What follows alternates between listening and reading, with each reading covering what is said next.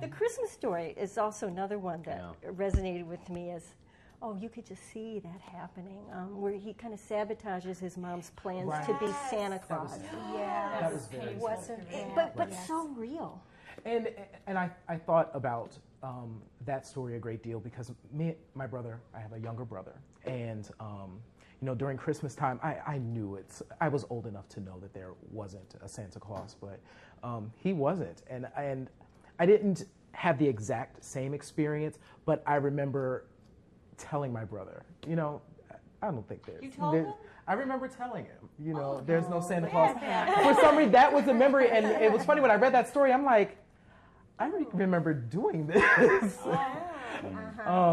So it did resonate with me. Don't take this personally, but that was one of the moments where I wasn't sure I liked him, and that's what I want to hear about. Is there were moments where I felt for him. I really just felt anguished for him, and I thought, you need to let yourself off the hook more. You need to forgive yourself. You need to think outside. But then I thought, but you're selfish, and it's all coming back to you. And when you think back to Chick, it's not, the things that he did were not uncommon for someone at his age.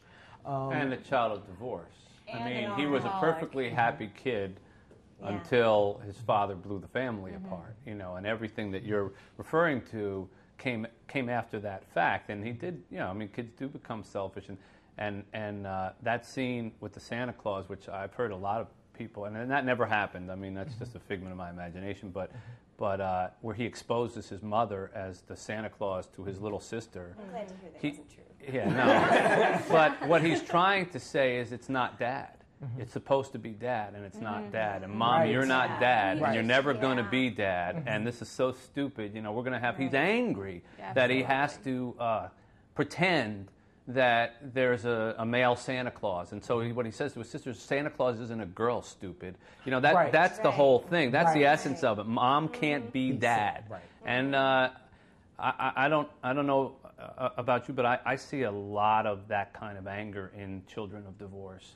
They don't even know where it's coming from. And it carries into adulthood. I know a number of people whose parents divorced when they were little, and it still affects them to this day. Oh, no doubt. And they know it does, and they can talk very openly about it. Some, others, it's hidden.